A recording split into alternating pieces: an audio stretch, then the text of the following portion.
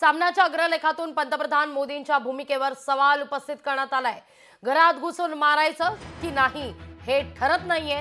निर्णय घेण्याची वेळ आल्यावर सैन्याला मोकळीक देण्यात येते। लष्कराची मोहीम फत्ते झाल्यावर पंतप्रधानांचं काम सुरू होईल असं सामनाच्या अग्रलेखात म्हटलंय। पाहूया काय म्हटलंय सामन्यात।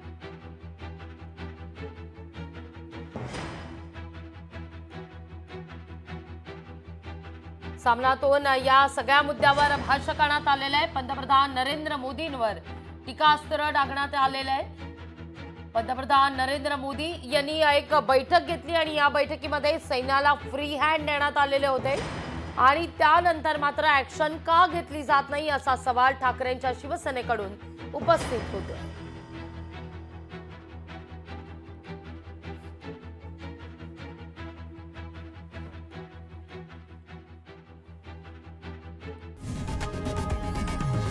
लोकशाही मराठी ऐका, पहा, जागरूक रहा।